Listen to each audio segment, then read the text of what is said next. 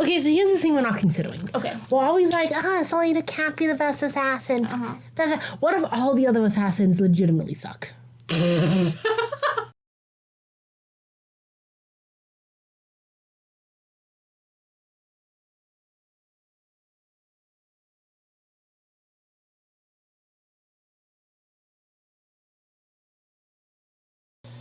Yeah. And here we are back for chapter 36, which is a long one, and I'd like to do other things with my evening.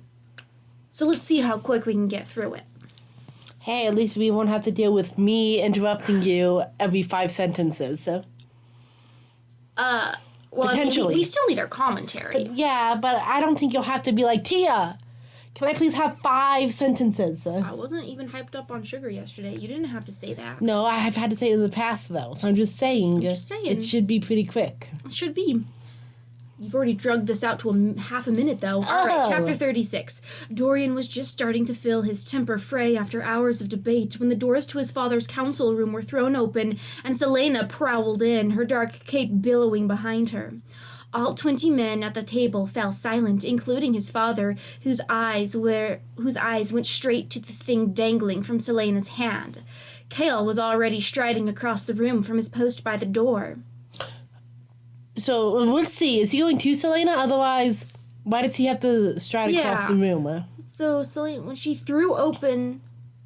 when the doors were thrown open, he should have been right by the door, unless he was by some other door, which seems kind of weird. Kale was already striding across the room from his post by the door, but he, too, stopped when he beheld the object she carried. A head. The man's face was still set in a scream, and there was something vaguely familiar about the grotesque features and mousy brown hair that she gripped. It was hard to be certain as it swung from her gloved fingers. Kale put a hand on his sword, his face pale as death. Pathetic. Dude, you can't have a scar kink and then be like this, like, oh. I mean, you can in real life, but Kale is not allowed to, because it's annoying, because he's so, oh. The other guards in the room drew their blades, but didn't move. M- wouldn't move until Kale or the king commanded them. What is this? The king demanded. The councilmen and assembled lords were gaping. But Selena was smiling as her eyes locked onto one of the ministers at the table, and she walked toward him. And no one, not even Dorian's father, said anything as she set the severed head atop the minister's stack of papers. We just had 2 sentences begin with and but. Those are prepositions? No, no. That's conjunctions, right? Conjunction, junction, what's your function? Go, don't do this to me. Anyways, we just had 2 sentences. One started with but, and the next one started with and. They were also each 1-sentence paragraphs. I believe this belongs to you, she said, releasing her grip on the hair. The head lolled to the side with a thud. Then she patted the minister's shoulder before rounding the table and plopping into an empty chair at one end, sprawling across it. So, I get that she can't just, kill the minister in front of everyone right now. I don't know. It seems like she's should be going on her death rampage. This should be it for her. But it seems like she wouldn't be the kind of person who's like, Grave was the one who physically killed Nehemia, so he's the only one I'm going to take it out on. Yeah. Not him, and who had him kill Nehemia. So, I guess we'll see what her old divine thought process is, but it seems like she should be passionate about this man as well. Yeah, it does. Explain yourself, the king growled at her. She crossed her arms, smiling at the minister, whose face had turned green as he stared at the head before him. I had a little chat with Grave about Princess Nehemia last night, she said. Grave, the assassin from the competition, M- and Minister Mollison's champion. We could have figured that out. We already know he's the assassin from the champion. Wait, did she say this? Or was it narration? No, this was narration. I wouldn't have remembered that I wouldn't have known this guy was his champion. Well, no, but if she dropped the head off at a particular person, I think we can assume that this person hired Grafer. Oh. I don't think they need to no, that's not what it's saying. This is referring back to book 1. Mollison sponsored Grave to be the champion. Because Okay. everyone had a sponsor. That's what it just said. No, but as the audience, I don't think we need another introduction to Graver. Oh. Oh, I was assuming it was saying that the minister was Minister Mollison, but maybe not necessarily. Okay, well, It we'll was see. just like another introduction, right? It was Dorian remembering Grave. Oh, I forgot Dorian is the main character, is the POV character right now. Mm-hmm. Okay. Grave, the assassin from the competition, M- and Minister Mollison's champion. He sends his regards, Minister. He also sends this. She tossed something onto the long table, a small golden bracelet engraved with lotus blossoms, something Nehemia would have worn. Like, did you see it on her, or are you just like, that's her style? Like, lots of people could wear the same looking jewelry. It's her drip. her The drip? reason why you know it's something Nehemia would have worn, because Nehemia was a trendsetter. Ah. An early adopter? No, not an adopter. Producer. Trendsetter. oh. She set the trends. She wasn't an early adopter to the trends. Well, she wouldn't be the innovator, though, unless she's making them. Like, is she making the jewelry? No, but she's the one wearing it. Yeah, she's an early adopter. No. Yeah. No, made for her, and she's like, Okay, sure. Anyway. She's an innovator. Innovative. Here's a lesson for you, Minister. From one professional to another, cover your tracks and hire assassins without personal connections to you, and perhaps try not to do it so soon after you've publicly argued with your target. so they figured it out as well as the drama. Yeah, and like trying we don't even get to figure see it out. her like work anything out. It's once again we just skip over everything in which we could see her having to work for things. Oh, I did it. Mollison was looking at the king with pleading eyes. I didn't do it. He recoiled from the severed head. I have no idea what she's talking about. I'd never do anything like this. That's not what Graves said. I don't know. Lady, you were torturing him. He called out some noble guy he already has a connection to. I mean, we know he was already hired for it, but, you know, he could just have just spilled out a name that he thought she'd take, because he was being tortured. Literally. Because that's what happens with torture, folks. It doesn't give you reliable answers. You can't trust anything you get from torture, because they'll say anything. Because you're making them hurt a lot. They will say anything to make you stop. Yeah.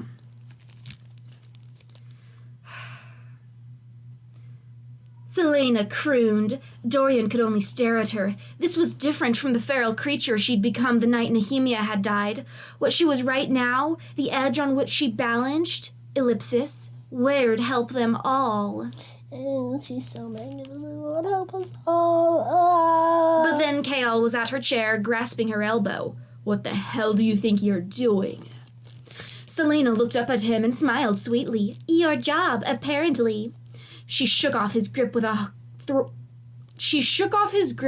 a thrash, then got out of her. I don't know, thrash just seemed like she shook with a thrash? It seems like it would have been like she just like removed his hand with a thrash or She broke shook his off grip. his grip. Shook off his grip, broke his grip with a thrash. Well, It's just, I feel like thrash is a weird word to use here. I mean, I think it would thrash be is like way more "Ah." violent. Yeah. Yeah. Well, she's not exactly. She's not giving off the air of being like thrashing physically him. erratic in this meeting.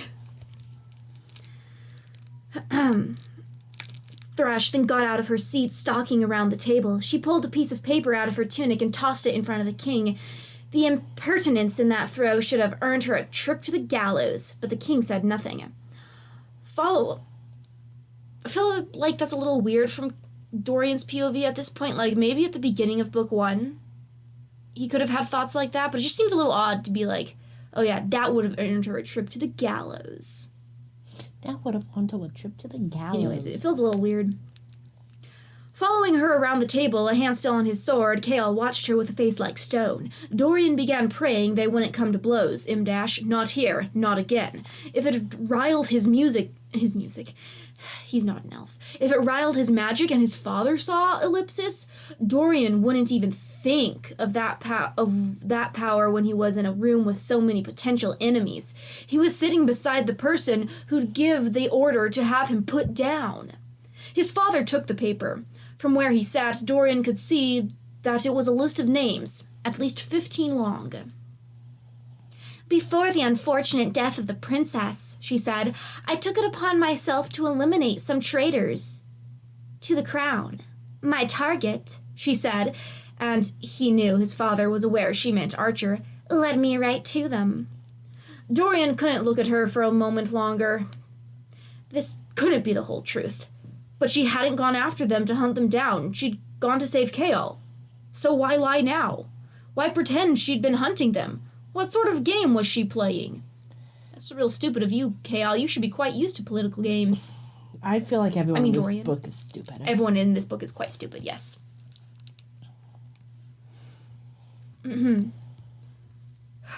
Dorian looked around the table. Minister Mollison was still trembling at the severed head in front of him. He wouldn't have been surprised if the minister vomited right there. He was the one who had made the anonymous threat against Nehemiah's life. After a moment, his father... they're all still jumping to conclusions that the anonymous threat, which the king said was a thing. The king is the one who said that. They're all jumping to the conclusion that, it truly is actually a real thing. And it's got to be the same person who killed her.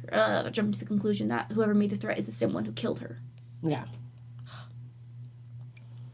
After a moment, his father looked up from the list and surveyed her. "Well done, champion. Well done indeed." Then Selena and the King of Adarlan smiled at each other, and it was the most terrifying thing Dorian had ever seen. "Tell my Executional? Is executioner spelled with a Q? No. What is it? Execure?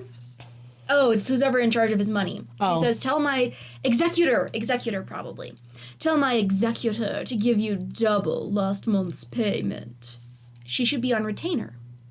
The king said. Dorian felt his gorge rise, not just for the severed head and her blood-stained clothes, but also for the fact that he could not, for the life of him, find the girl he had loved anywhere in her face. And from Kael's expression, he knew his friend felt the same.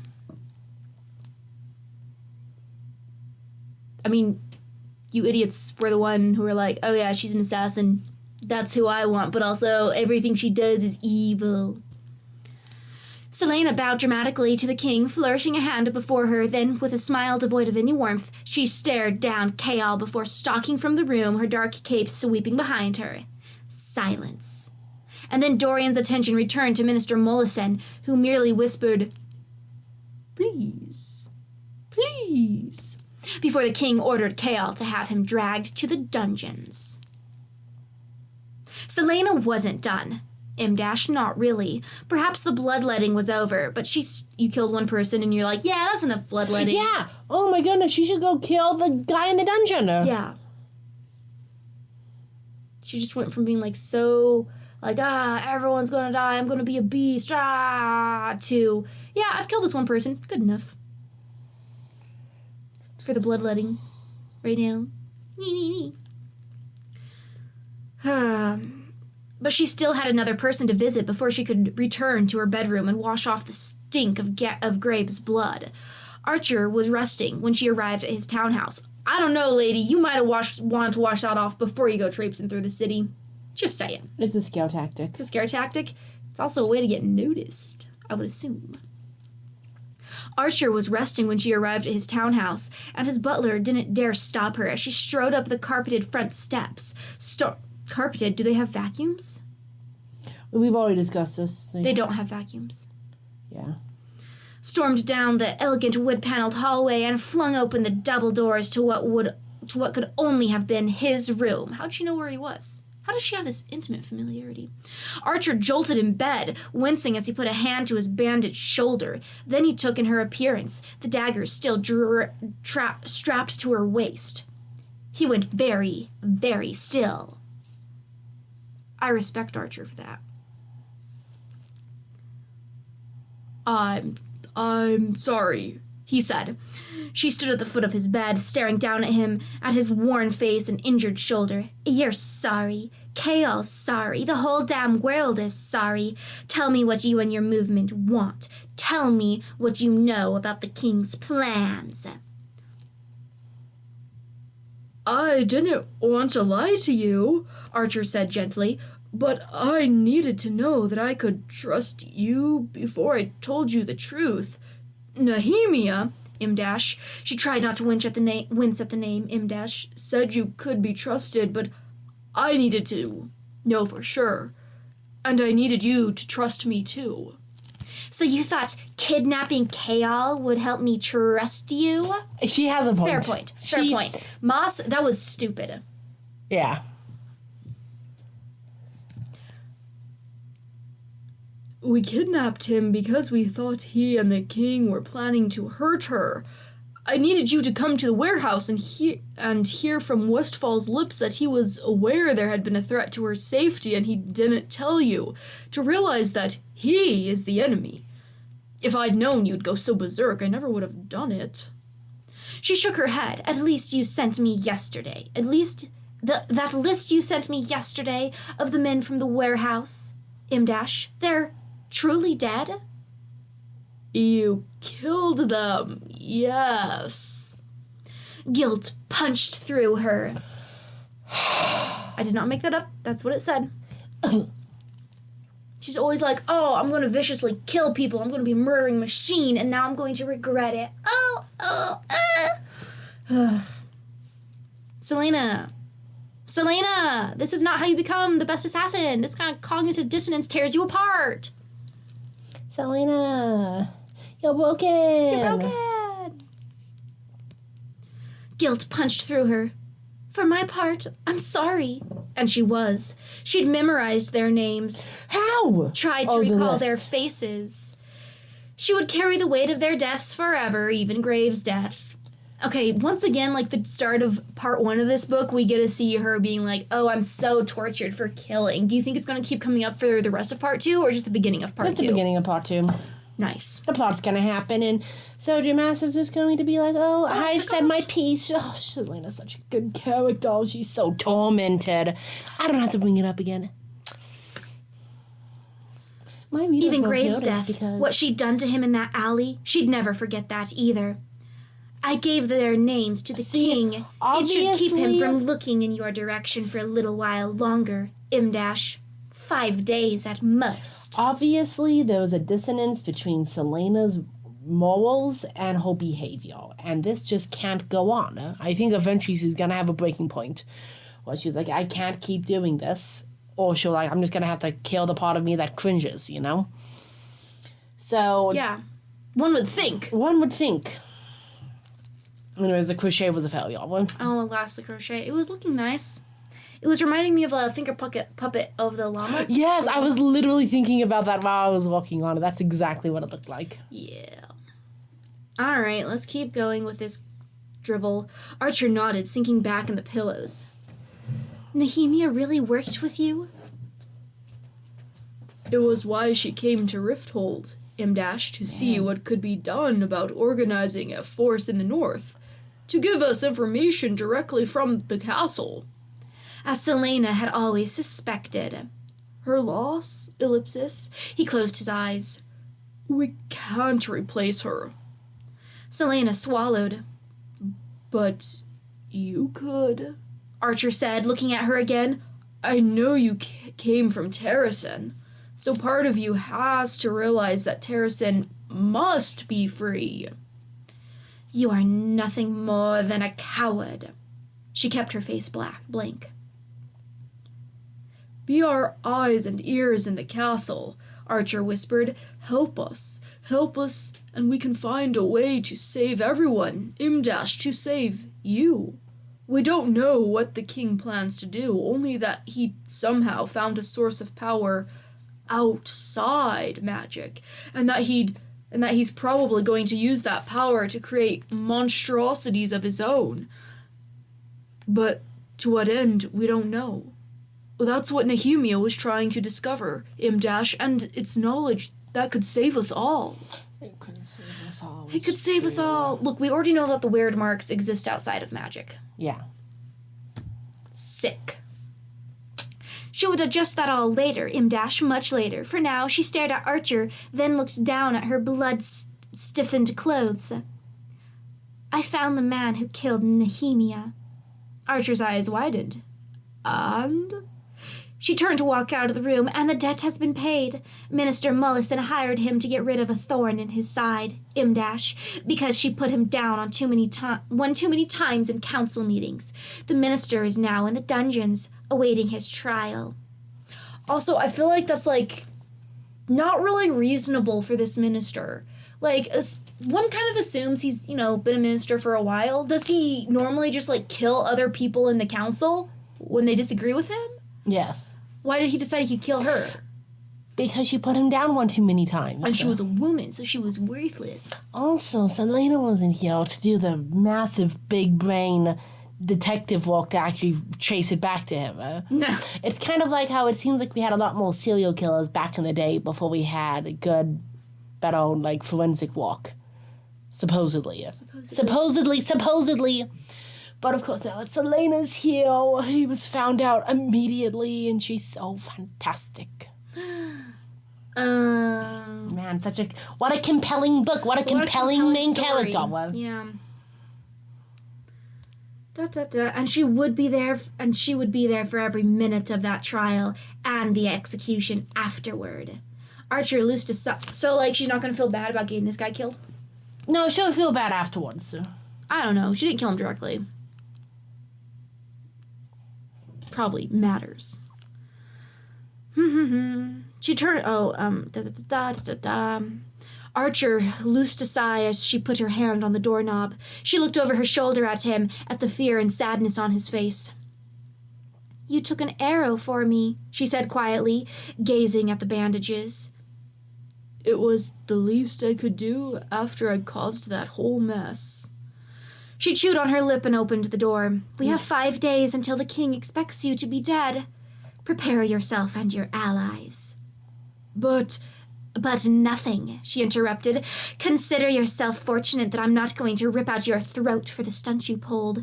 Arrow or no arrow, and regardless of my relationship with Kaal, you lied to me and kidnapped me and kidnapped my friend. If it hadn't been for that, for you, I would have been at the castle that night. Why does she think she would have been able to stop it, huh? It wasn't like she and Nehemia were spending a lot of time together. Obviously, she can stop anything if she's there. Look at the evidence in the book. She can do anything. She can push back that damn Gloriella until she's in a safe place. She could have saved Nehemia. She killed Graves so easily. See, if Selena were actually written as an overconfident character. So, she's overconfident, and then she keeps, not doing the great big things. Then I'd be, more chill with her, be like, oh, if I'd been there, I could have stopped it. Yeah. And been like, yeah, she definitely could have. She just doesn't accept that. She doesn't realize that, because we've seen it, but we haven't seen that. Yeah, we've seen her actually be successful. Yeah. At every stupid thing. Every turn. There's no escape. From this pain. My loneliness is killing me. She fixed him with a stare. I'm done with you. I don't want your information. I am not going to give you information, and I don't particularly care what happens to you once you leave this city, as long as I never see you again. She took a step into the hallway. Selena? She looked over her shoulder. I am sorry. I know how much you meant to her. And she to you. The weight she'd been avoiding since she'd gone to hunt Graves suddenly fell on her, and her shoulders drooped. She was so tired. Now that Grave was dead, now that Minister Mullison was in the dungeon, now that she had no one left to maim and punish, she was so tired. 5 days. I'll be back in 5 days. If you aren't prepared to leave Rifthold, then I won't bother faking your death. I'll kill you before you know I'm in the room. Well, how will you know if he's ready to go? He could be sitting there, package in hand, ready to leave, And she's like, well, he's just sitting there waiting for like a drug deal or something, and she Also- kills him. Saying like, oh, I won't wait for you to be ready or whatever. I feel like she could have left it at that. Yeah. But saying like, I'll kill you before you even know I'm in the room. You can imply, have you ever heard of, Maas, have you ever heard of implying something? To say, I won't wait to kill, I won't pretend to kill you if you're not ready. That means she's going to kill you. Yeah. We then don't need 2 sentences about how she's going to kill you. But Sarah J. Maas has a word count to meet, and she can't write a good book, so she just has to fill it up whenever she can. Yep. Word soup. Allegedly. Word soup. Allegedly. No, allegedly. This is all opinion. This is all opinion. No allegedly needed. We're not making accusation of crime. It's not a crime to write a terrible book. It is, in fact, a fine way to earn money to write this terrible book. I don't think it's a fine way to money, but in objective, yeah, it's probably fine. It's fine. It's not advancing such terrible beliefs and like ideologies that I think the book is a crime. Yeah. Or like shouldn't be allowed, because let's be careful with saying what books shouldn't be allowed. Oh, no. I mean, I don't think the book should be burned or anything by, like, the state. I think it would be fun to burn it, one copy that I buy secondhand, because I hate the book, and I think I would like to kick it, Nah. But, Personal book burnings because you think the book is just trash, possibly okay. yeah. Once the state gets involved, it's a big no. It's not a Heart book burning turn off. capital. I'm just setting a book on fire. It's not the same. It's not Not the it's same. not It's the not same. the same. KL kept his face blank, and wow, once again, we have 3 different POVs in this chapter. Like, Oh my God. oh, is it cracked? It's cracked Your on little, the what is edge. that called? It's a whack-em into us. Whack-em into us. Once again, like, could Maas decide if she wants to have 1 POV per chapter with short chapters, or a heckin' whole lot of POVs in a long chapter? Yeah, like, it's she impossible. can't. Let's have some consistency, please. That, you don't know what you ask of her when you ask for consistency. That's too much. Actually, she can be consistently Bad. terrible at writing. She can be consistently. All right, enough of dissing Maas. On Let's get back tangent to of dissing the just book. hating on her. Oh. Kale kept his face blank and his shoulders thrown back as his father surveyed him. Didn't his Kale? father disown him? Yeah, Oh, his yeah. father came into town. That was mentioned 2 chapters ago, I think. Yeah. Kale, you're disowned. He's not your dad anymore. Yeah, Patooey. straight up, he was disowned. Why is... Huh? Maybe disownment works differently. I don't think Maas has created a world in which a word like disowned means something else. And if she has not set up that appropriately for us to realize that as an option. Yeah. The small breakfast room in his father's suite was sunny and silent, pleasant even, but Kale remained in the doorway as he looked at his father for the first time in 10 years. The Lord of Aniele. Kale was in his early 20s. Mm-hmm. So he was, well, So he may left not when he have- was, like- He left when he was like 15. Okay, maybe that's fine. And maybe he wasn't disowned until later. Is he 25? I think he's like 23. Okay. Let me see. Like 25 seemed pretty old. Also 25, an 18-year-old. Kale.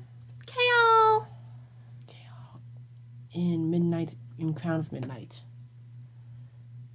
Kale turned 23 in Crown of Midnight. Okay, so that was his birthday, was his 20. So he left when he was 12 or 13. Mm-hmm. To be guard captain? Or like, Well, no, we don't know. We don't know. Oh, right, he could have if been disowned later. He could He have could have left and been. gone He could disowned. have, hung out with his boy, and then get disowned later. Fair point. That means he was disowned via letter. Via letter. Actually, If- not even letter. News came to him eventually. Yeah, he found out he was disowned He was when the burned in newspaper. effigy. Speaking of burnings, the Lord of Analia looked mostly the same. Man, I his hate hair, you, Throne of Glass. I hate you. his hair a bit grayer, but his face still ruggedly handsome, far too similar to Kael's for his own liking. Yeah, both toxic masculinity. The breakfast is growing cold. Oh my gosh, I started inhaling saliva. His father said, waving a broad hand to the table and the empty chair across from him, his first words. Kael clenched his jaw so hard it hurt as he walked across the... Oh, watch out for your teeth, buddy. As he walked across the bright room and slid into the chair, his father poured himself a glass of juice and said without looking at him, At least you find out. At least you fill out your uniform. Thanks to your mother's blood, your brother is all gangly-limbed and awkward angles. Kael bristled at the way his father spat your mother's blood. Self-diss. Those self-born. Those are wow. Self-burn? Yeah, because the dad was like, your mother's blood made you so full. Unlike the boy who came from my blood. That's the opposite of what he said. Oh. What? He said, at least you're filling out your uniform. Period. Thanks to your mother's blood, your brother is all gangly limbs. Oh, I completely misunderstood that. Yeah, if you just, change the comma in the period, completely swaps this around. You would have been entirely right, based on punctuation. That's why reading and pauses in reading, are essential. Mm-hmm. Thanks to your mother's but made blood. himself pour a cup of tea. Then butter a slice of bread. Also, God forbid he have any feeling about his father dissing his brother. His mother, oh, he's gonna be all up in arms about that. But his brother, yeah, whatever. He hates his brother. We know this. Yeah. My brother's too afraid to talk to me. And it's a good thing. Are you just going to keep quiet, or are you going to say something? What could I possibly have to say to you? His father gave him a thin smile. A polite son would inquire after the state of his family. I haven't been your son for 10 years. Okay. I don't see why I should start acting like one now. So he was disowned. When he was 13, he's like, I'm gonna grow up one day, and I'm gonna be the captain of the guard. And his dad was like, disowned instantly. Disowned. Get out of my house. Get out of my house. Actually, it's the disowning. His disowning is actually done in the way that Solari Gentiles does hers in the Roland Sinclair book. Which is? The dad's like, you'd step out of line, disowned, written out of the will. I mean, I'll change it next week once you start behaving again, but... Disowned! Disowned! Disowned! Uh-oh. Anyways. His eyes flickered to the sword at Kael's side, examining, judging, weighing. Kael reined in the urge to walk out. It had been a mistake to accept his father's invitation. He should have burned the note that he received last night, but after he'd ensured that Minister Mollison was locked up, the king's lecture about Selena making a fool out of him and his guards had somehow thrown... Whoa. Okay, but after he'd ensured that Minister Mollison, hate that word, Mollison was locked up, the king's lecture about Selena making a fool out of him and his guards had somehow torn through his better judgment. Okay. And Selena, ellipsis, he had no idea how she'd gotten out of her rooms. None. The guards had been alert and had reported no noise. The windows hadn't been opened, and neither had her front door. And when he asked Philippa, she only said that the bedroom door had been locked all night.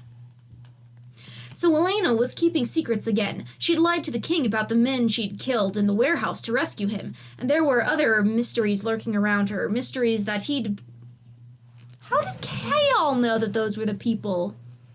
Even if he saw the list, how does he know their names? Same with Dorian, too. They did roll call when he was chained up to the stone wall. The stone wood wall. The stonewood wall? The rockwood wall. The rockwood wall? The rockwood. Stonewall Woodson? Yeah. The days have felt like years. And there were other mysteries lurking around her, mysteries that he'd better start figuring out if he wanted to stand a chance of surviving her wrath. What his men had reported about the body had been found in the alley, ellipsis? Tell me what you've been up to. What do you wish to know? Kael said flatly, not touching his food or drink. His father leaned back in his... Kael, you've got, a cheap salary. Enjoy this free breakfast. Literally. Imdash, a movement that had once made Kael start sweating. It usually meant that his father was about to focus all of his attention on him, that he would judge and consider and dole out punishment for weakness, any misstep. For any weakness, any misstep. But Kael was a grown man now, and he answered only to his king. Okay, so, I'm going to bring this up since now we're getting to the topic of, like, family abuse, domestic abuse. Sulari Gentile's writing of that with, like, our main character and his dad and, like, past stuff there, way better. Way better. There's also a lot more implication. I'm not done. Solari Gentle. Sulari Gentile. Great author. Well, we also know that Sarah Maas can't do implication. Yeah. Except if it's sexual assault. With Caltana. And it's very clunky. Well, and with Selena. Selena, yeah.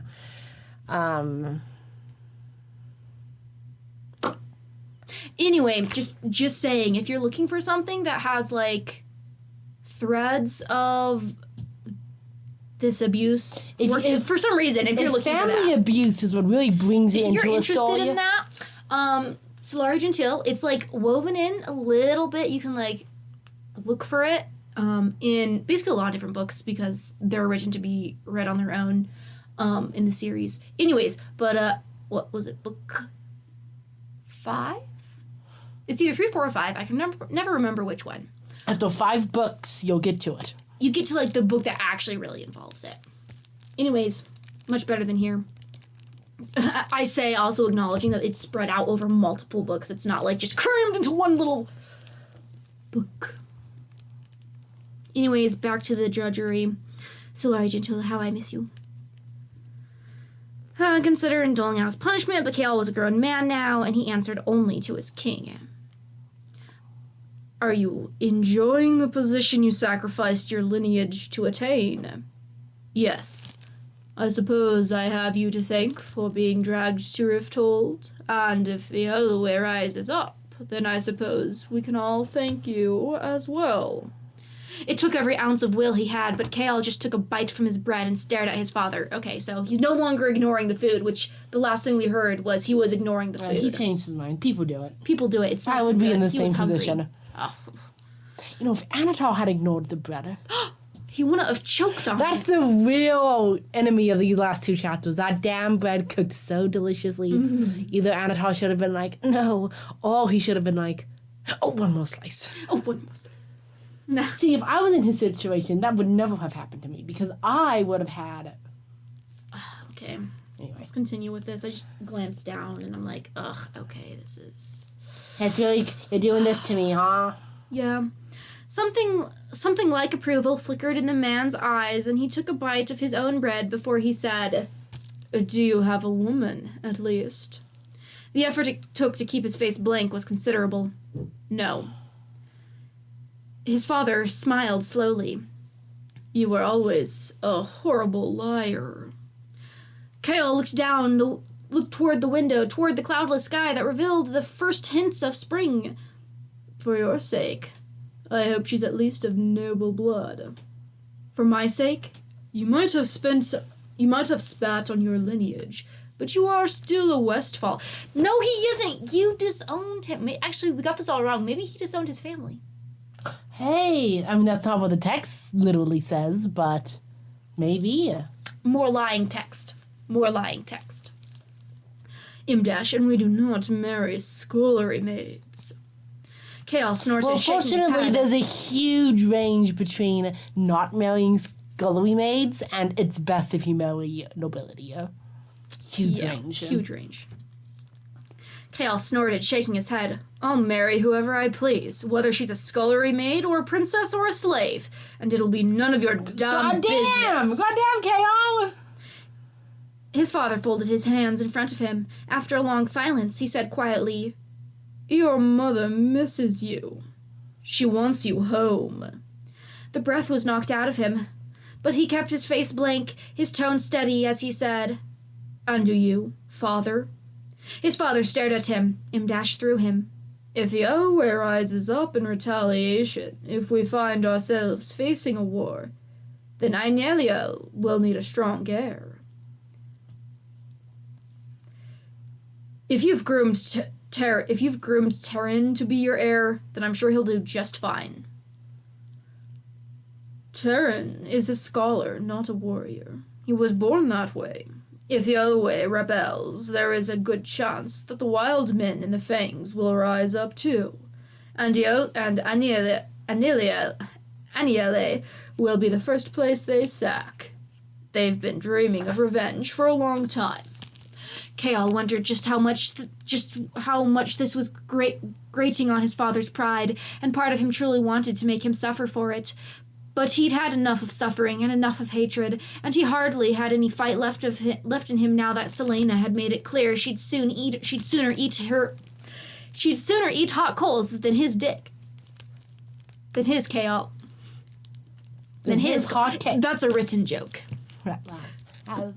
This joke has to be better. Selena had made it clear she'd sooner eat hot coals than look at him with affection in her eyes, now that Selena was gone. So he just said, My position is here. My life is here. Your people need you. They will need you. Would you be so selfish as to turn your back on them, the way my father turned his back on me? His father smiled again, a cruel, cold Cycling thing. the abuse. You disgraced your family when you gave up your title. You don't have to give up your title to join the military. Just saying, it's like no, that's often you don't. Yeah, often. Like it's the nobility who all important. connected to the military, especially ranked military, Yeah. like leadership.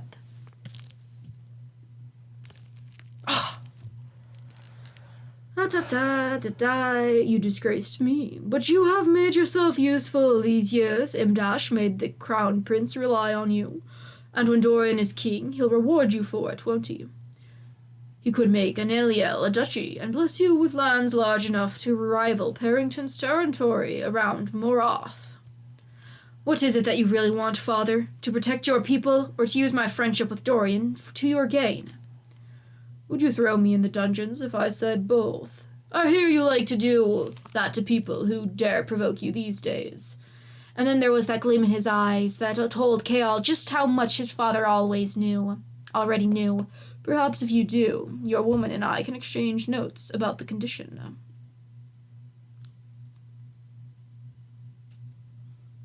Oh, your woman saying you threw your woman in prison. I see. If you want me back in Aniele, you're going to have to do a very good job of convincing me. Do I need to convince you? You failed to protect the princess, and that has created the possibility of war. The assassin who was warming your bed now wants nothing more than to spill your innards on the ground.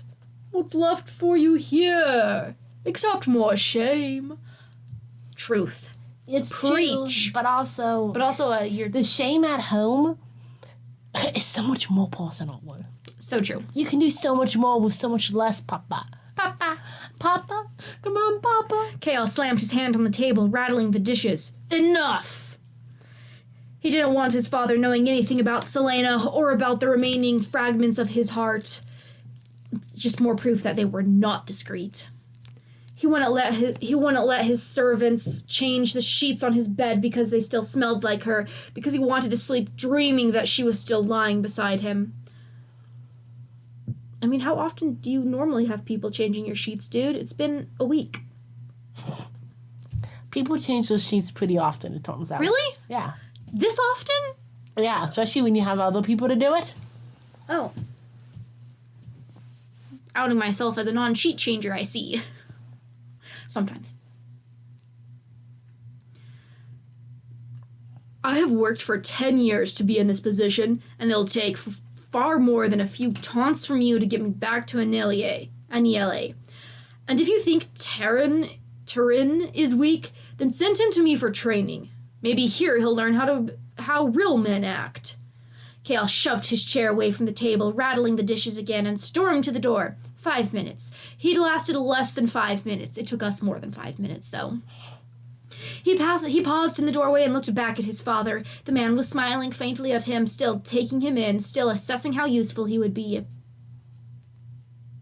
You talk to her? Imdash, you so much as look in her direction, Kael warned.